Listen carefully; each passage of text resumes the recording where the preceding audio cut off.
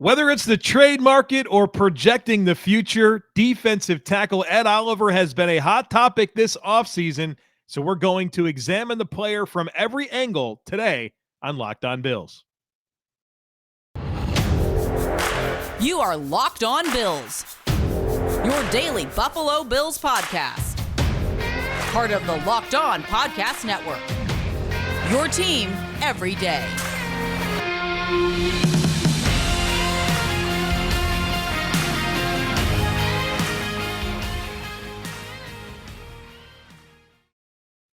What's up, Bills Mafia? It's Joe Marino, author of Go Bills and Buffalo's Run, also the co-host of the Locked On NFL Scouting podcast, and I'm your host of Locked On Bills.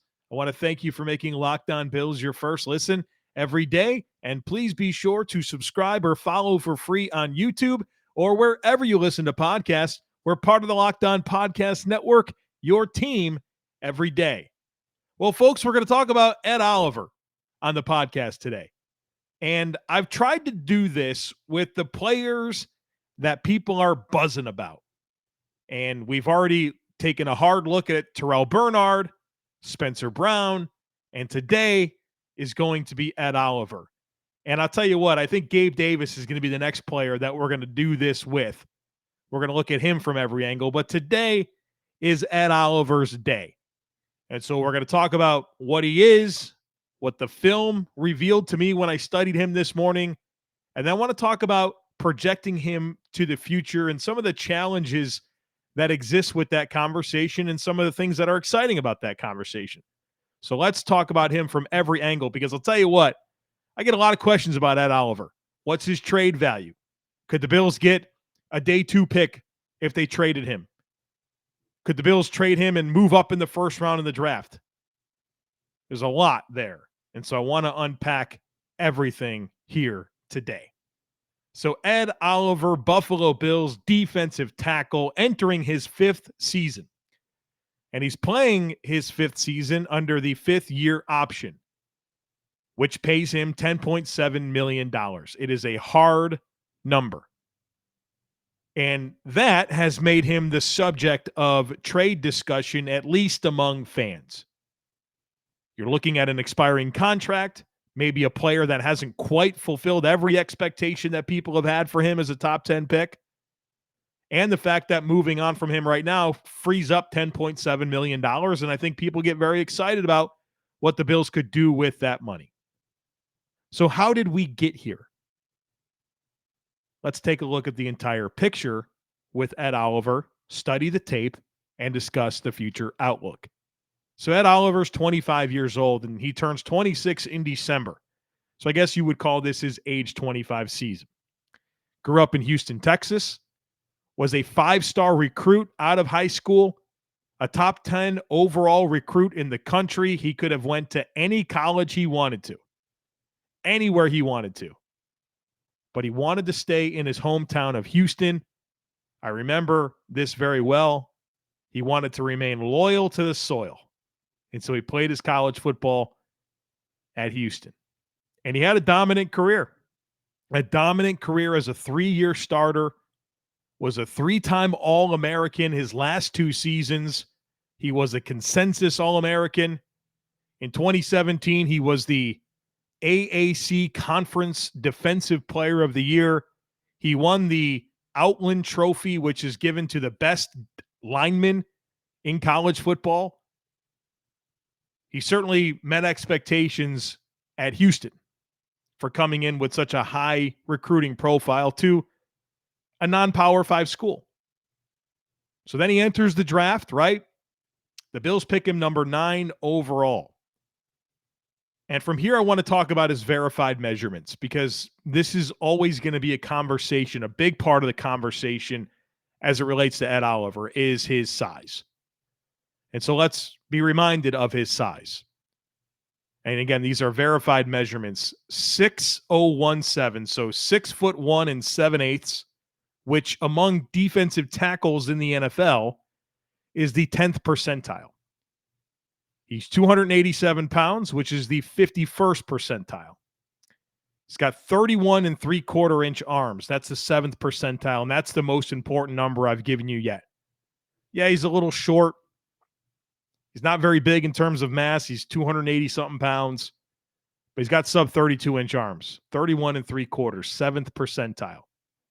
He's also got pretty small hands, 9 1/4 inch hands. That's the 11th percentile. And his wingspan is 77 and 3/8, which is 14th percentile. So you can very clearly see here that he's short. He lacks mass, but he especially lacks length. We'll talk about that a lot more in the film. Now, for what he lacks in size, he certainly makes up for some of that with athleticism. He's a very dynamic athlete with all of his athletic testing. In fact, his RAS score is an elite score of 9.87. Again, perfect is 10. Ed Oliver checks in with a 9.87. So since he's been drafted to the Bills, he's been a 4-year starter. He's been very durable for the most part. Missed some time in 2022, but that's it. We'll talk about that in just a moment. But I want to mention his snap percentage because I know the Bills rotate a good amount. That's a big topic of conversation amongst fans. And so I want to bring to everyone's attention the percentage of snaps that he actually does play. So in 2019 as a rookie, he was on the field for 54% of snaps. His second season in 2020, the same number, 54% of snaps. 2021, that goes up to 58% of snaps. And I think we can all agree that 2021 was his best season. And then this past year, 2022, he was on the field for 60% of the snaps. So that's been a number that's went up as his career has went on and hit the 60% mark in 2022. I want to bring up one more metric here that I think is important, and it's pass rush productivity. We'll talk about the skill set based on the film in the next segment. But sometimes I like to combine film with analytics to tell the entire story. And so right now I want to bring to everyone's attention Ed Oliver's pass rush productivity scores. And what is pass rush productivity? It is a metric that measures pressure on the quarterback created on a per snap basis with weighting towards sacks. You know, I think sometimes we make the mistake of looking at sacks and pressures as a volume stat, and certainly lots of sacks and pressures is good. You love that, but it's important for us to really look at it on a per snap basis to really get an idea of the consistency of the impact rushing the passer. So I want to give you his pass rush productivity scores across his first 4 NFL seasons. In 2019, it was 5.2, and that rated 22nd in the NFL among defensive tackles, interior defensive linemen. So 22nd as a rookie in 2019. In 2020, that score went up to 5.5. That's good for 18th in the NFL. Then 2021, the season that everybody said was his best year, 6.1. That's 8th in the NFL. So top 10 in pass rush productivity in 2021. Then this past season in 2022, 5.4, which was 23rd in the NFL. And so one thing that I want to bring up here before we get into the film and talk about the future and what an extension could look like, do the Bills want to give him extension, all that type of stuff. I want to talk about the way we felt about Ed Oliver coming out of 2021 and the way that we feel about Ed Oliver coming out of 2022, because it feels very, very different. Coming out of 2021, it was a no doubt decision for the Buffalo Bills to pick up the 5th-year option. No doubt about it. Seems like in year 3, everything was coming together, had his best year. The impact was pretty tangible. Seemed like he was on the up, right? I know that there's never going to be a consensus, unanimous opinion, but the overwhelming majority of people were really satisfied with Ed Oliver coming out of 2021 and believed the Bills should, without hesitation, pick up the 5th-year option that would pay him $10.7 million in 2023.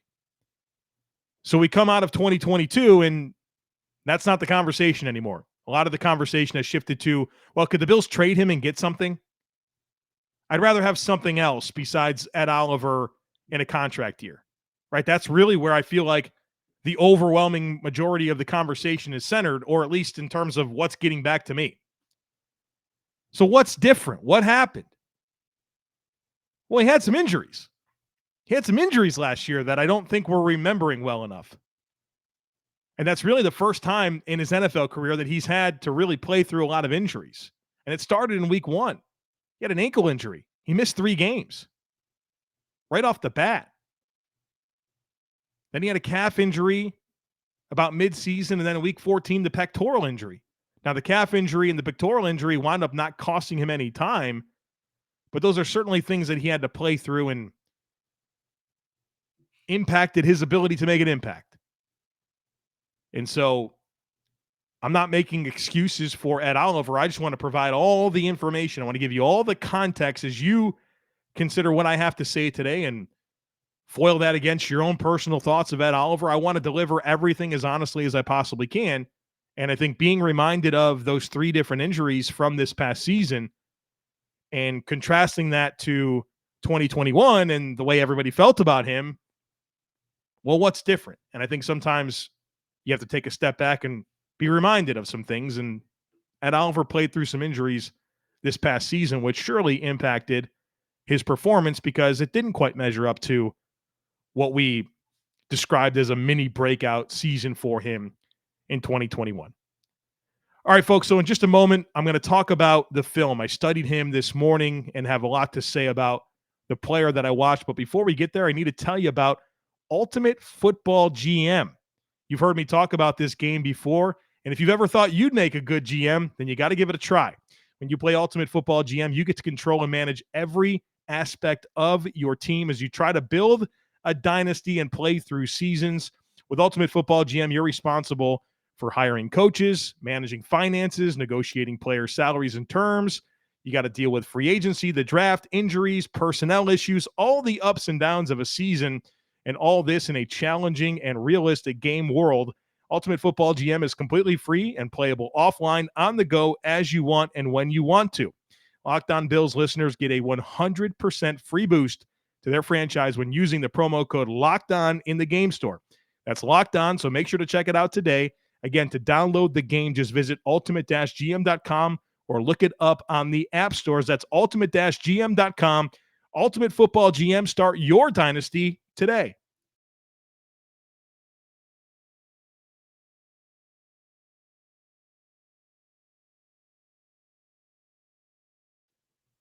Let's talk about the film.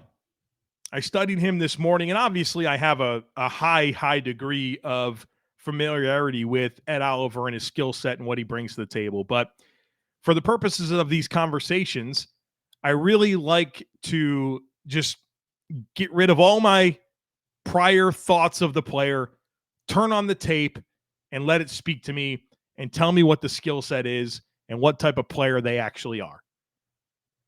And so that's what I did this morning. And I watched 3 games from 2022. Those games were Minnesota, because obviously he had a ton of production in that game and he's very celebrated for it. So I wanted to see him at his best. And then I did the thing I talked about with the Spencer Brown conversation. I watched the second divisional games. So I watched the New England game in week 18.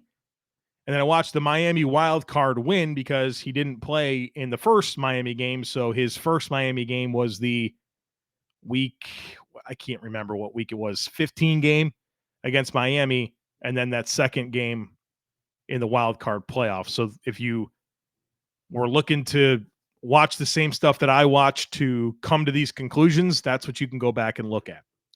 So we'll start with the good and we'll talk about some of the growth areas that I see from Ed Oliver. Starting with the good, the functional athleticism is outstanding.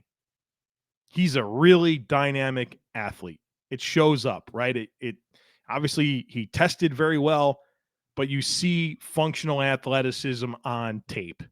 He's got really good first step quickness, and that's important. And we'll talk about why it's important here as we move through this conversation. But as a pass rusher, that ability to get off the ball, get into gaps, and put stress on the foot speed of interior offensive linemen is really important. When these interior blockers, guards and centers, have to line up across from Ed Oliver, they know that they're getting a guy that can really get off the ball and put stress on them to stay square. And so that initial burst out of his stance is very, very good. He's got excellent first step quickness, which is huge, especially considering he doesn't have much length and he doesn't have much mass. That enables him to get, I guess, a step up on each rep, right? Pun intended, with his ability to get off the ball and fire into the neutral zone. He's got great flexibility, great change of direction skill, and really good lateral mobility. And so that flexibility really shows up and is important, again, because he lacks length. It enables him to contort his frame, reduce his surface area, and help him get off blocks. Now, it also helps him change directions. He can very easily be working one way and fluidly work back across his frame when necessary. And the lateral movement skills are really, really good. Watching him going up against some of these wide zone rushing offenses, his ability to work down the line of scrimmage and pursue the football while working laterally, he can cover some ground. And that's really exciting to see. And I think he really maximizes everything I just mentioned: functional athleticism, first step quickness, flexibility, change of direction, lateral movement skills. He maximizes those traits because his motor is always cranked. I mean, this guy's motor is always running hot. That was one of my favorite things that I was able to appreciate about him this morning, was that pursuit effort. It is always outstanding. There were several plays where he was tracking down ball carriers, quarterbacks to the numbers, and nobody else was near him. And I could really appreciate that type of effort and hustle on a snap-to-snap basis. I think that his dense build helps him to be able to hold his own exchanging power. We've talked about it already. He's undersized. That's pretty obvious. He's a size outlier at the position. But I think the density of his frame, combined with a lot of effort, combined with a lot of quickness, allows him to exchange power in the trenches with guys that sometimes are 20, 30 or more pounds than him. And so I think that density of his frame leads to him not really getting blown off the ball or struggling to hold his ground. He's plenty powerful to be a starting three technique in the NFL. The last thing that I'll say in the things that really stood out to me in a good way is that he gets a lot of attention. And this is something maybe I didn't realize as much as I should have going into the watch. And, I watch these games. I mean, this isn't my first time watching these games. This is my first time watching the Bills defense, but it is the first time that I've watched it solely through the lens of Ed Oliver. When I'm watching Bills tape, I'm watching Bills tape. I'm watching the scheme, I'm watching the game plan, how it all comes together, but never necessarily, okay, let me watch this through the lens of one player, and that being Ed Oliver. And that's been really fun for me to do the last few weeks, as I've peeled it back for Spencer Brown and Terrell Bernard, and now Ed Oliver and Tyrell Dotson as well recently. And so the amount of attention that he commands is surprising. He gets a lot of double teams. And especially after Von Miller went down, you could see protections being slid towards him. And so he's having to face multiple blockers quite frequently. Now, one thing that I'd say about that, which can help him, is I think the Bills need to be way more intentional and consistent about reducing some of their edge players to play and rush on the inside. Greg Rousseau needs to rush a lot more from the inside. And I'd say the same thing about Epinesa and Basham, but especially Rousseau. You want to bring him in and attack interior gaps alongside Ed Oliver to really create favorable one-on-ones. That's all you're looking for. You want to create favorable one-on-one matchups. And if you can get Greg Rousseau inside against guards, I think he's going to win a whole lot more than trying to consistently beat the outside hip of an offensive tackle. Now, he's still going to do both. But I think some of those 4-eye alignments, 3 alignments, I think that's going to help a guy like Greg Rousseau and also help a guy like Ed Oliver. And so because of the attention that Ed Oliver gets, and even Daquan Jones was actually double teamed at a higher clip than Ed Oliver last year. Teams are really doubling up on these interior players for the Bills. And I think the Bills have to get creative with how they challenge that. And certainly a healthy Von Miller changes pretty much everything. But even with a healthy Von Miller, putting some more dynamic athletes inside next to Ed Oliver, I think helps everybody. And so that's something that I'm really going to be calling for in this coming year from Sean McDermott and this defense. Now, as for growth areas for Ed Oliver, I don't even know if he can grow here. He just lacks length. He does. He's got short arms. And that creates a lot of challenges for him. Challenges clearing his pads. He has to work overtime to clear his pads. And something we talked about with Spencer Brown in our conversation there was trench play in the NFL is really about low pads and winning with your hands. You have to be able to establish your hand fits to be able to beat blocks, or you have to be able to establish your hand fits to execute blocks. It's critical. And because Ed Oliver is routinely outreached and lacks length, he has to work overtime to get off contact. And that creates a world of challenges with executing combinations with his hands and really deploying rush moves, because everything for Ed Oliver is typically played so close to his frame, there's not much separation or ability for him to extend to really hit combinations of moves. Hopefully that makes sense to you.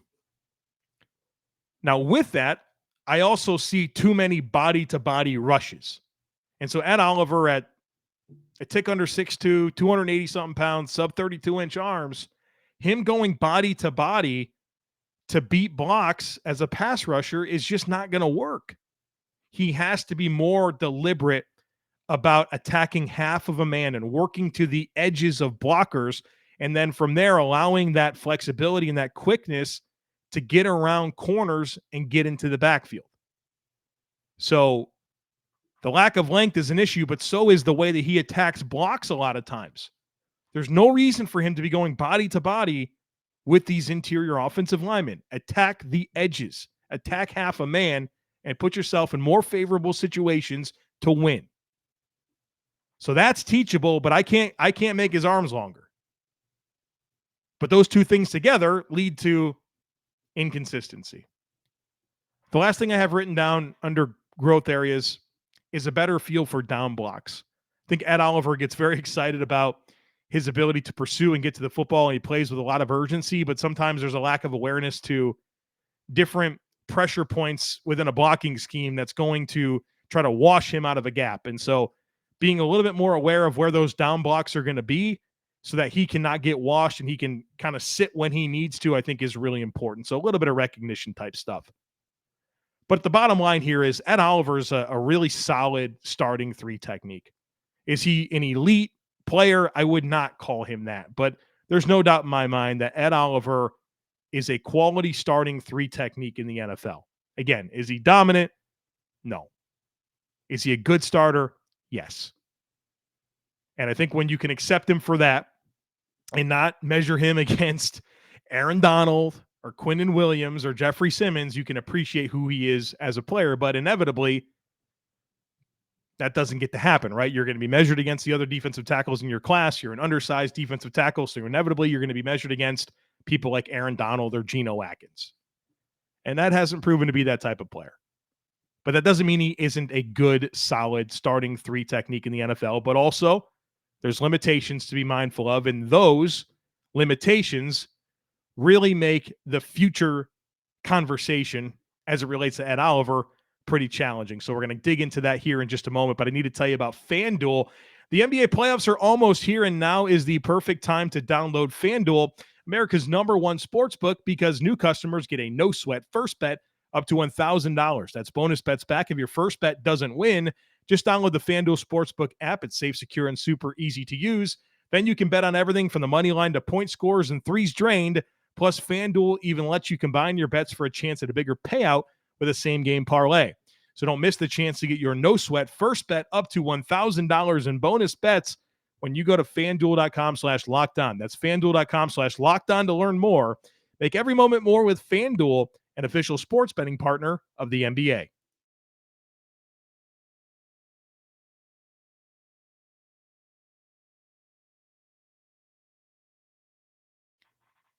So we've talked a lot about Ed Oliver to this point, and hopefully all of the things that we've discussed already allows us to consider the future. What's the future here? Is this the long-term starting three technique for the Buffalo Bills? Some things that I'm mindful of here. Number one is, how is Ed Oliver going to age? To me, he's a player that's going to need every bit of athleticism for him to maintain the level of play that we've seen from him. He's not going to get longer arms, and I think from a technique perspective, there's some things that he can get better at, but not enough to really overcome some of his size deficiencies. He's going to need all that athleticism. Now, he turns 26 in December, and so I think he's probably got 4 years or so left as a solid starter. And so I think that doesn't quite move me off of saying yes to an extension. I think a 3 to 4 year extension makes a lot of sense for Ed Oliver. But I'd be nervous about the contract after that, to be honest with you, because I think once the athleticism starts to go, he'll really lose a lot of what makes him effective as a player, and I'd be concerned about that. One thing that I think is really important for us to be mindful of is in this entire Ed Oliver conversation is that he's in a contract year. And there's a funny thing about contract years where guys just happen to have great seasons. I mean, we just saw Tremaine Edmonds have his best season, right? Playing on his 5th-year option. We saw Jordan Phillips, right? 9.5 sacks, parlayed that into a 3-year, $30 million deal with the Cardinals, right? This stuff happens. And so at a minimum, assuming Ed Oliver is part of this team in 2023, which I think he's going to be, I think you're set up to really enjoy the very best of Ed Oliver this year. And so if you keep him beyond this year, there's a lot to consider there, but I'm excited to see him in a contract year because I think you're going to get his best output he can give you. The other thing that I'm really mindful of here as it relates to an extension with Ed Oliver is the defensive tackle market, because the defensive tackle market is booming and there's a bigger boom coming. Let's talk about that. So just this offseason, we saw 2 huge deals. Now, they didn't top Aaron Donald money, and Aaron Donald gets paid crazy money that nobody's going to touch at the position. But Deron Payne with the Washington Commanders just signed for $22.5 million per season. Javon Hargrave just signed with the San Francisco 49ers at $21 million average per season. I am not telling you that because I think Ed Oliver is going to come close to that money. But those are huge numbers for the defensive tackle market. We also saw players that I think are more like Ed Oliver and Sheldon Rankins, who got a $9.75 million average annual salary from Houston. And keeping in mind, Sheldon Rankins is a guy that's had some injury issues. David Onyemata signed with the Atlanta Falcons for $11.6 million per season.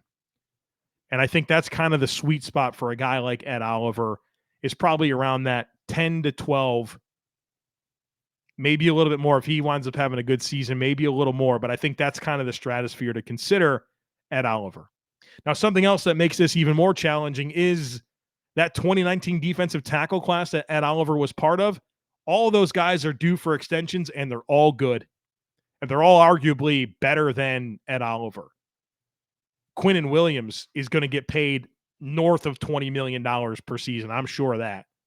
You could put him down for 23, 24, maybe, something like that. You've got Christian Wilkins with the Miami Dolphins. I don't think he's going to touch the 20s, but I think he's probably the mid-teens. Jeffrey Simmons with the Titans, he's probably going to be north of 20. He's become an amazing player. Dexter Lawrence has been phenomenal. He's definitely going to probably top that Daron Payne deal. And then you have Ed Oliver as well. So all of this just continues to elevate the AAV of these defensive tackles. Spot Rack right now currently projects Ed Oliver to earn a 4-year, $41 million deal. That's an average of $10.4 million per season. I think that's pretty reasonable. Again, it's a contract year. He goes out there and has his best year. That could easily go up. I'm expecting $10 to $13 million per season right now. And so Brandon Beane has himself a tough question to answer. Do you want to commit that to Ed Oliver? Especially as you consider this roster and having to make choices on who to pay and who not to pay. And I've said this before, but until this year, in the form of Tremaine Edmonds, I don't think there's been a really difficult player to let walk, right?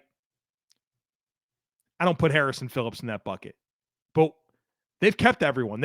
Milano, they've kept Dawkins, Dawson Knox, Trey White, Josh Allen, obviously. Steph Diggs has been paid again. Poyer Hyde. There's not been one of those really hard losses until Tremaine. And so I think we're at that point in this life cycle of the team where you are going to have to make some concessions. And as you project Ed Oliver moving forward and you consider what you have to pay him, it's tough. It's tough. And so I think it's important for us to be thinking about defensive tackle in the coming draft, because I don't think this Ed Oliver situation becomes easier regardless of what happens this year. But I think you have short and long-term needs at the position. And we're going to do an interior defensive line draft preview like I've done for linebacker and offensive tackle next week. That's part of my plans. But whether it's right now with Daquan Jones, Ed Oliver, Jordan Phillips, Tim Settle as your four-man rotation, all of them on expiring contracts. So you have, obviously, that's very clear that there's long-term concerns, but also how good is Tim Settle? Jordan Phillips has had injuries for 3 years in a row. What can you count on from him? And so whether it's short or long-term concerns as it relates to literally every single player that's projected to be part of this four-man rotation, there are questions. And so because of that, we're going to focus in on some of these interior defensive linemen in the draft next week and really get ready for it from that perspective.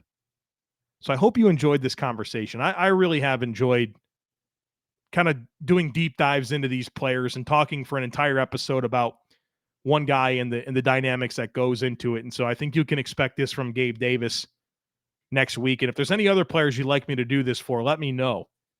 I'd be interested in some feedback on that because I'm really enjoying this. And you know me, I love team building and really looking at skill sets and the financials and the markets and all that type of stuff. And so this is right in my wheelhouse and I'm having a lot of fun. Hope you are too. Hope you've enjoyed this week on the podcast. Again, if there's any huge breaking news over the weekend, I'll be here for you. I won't make you wait.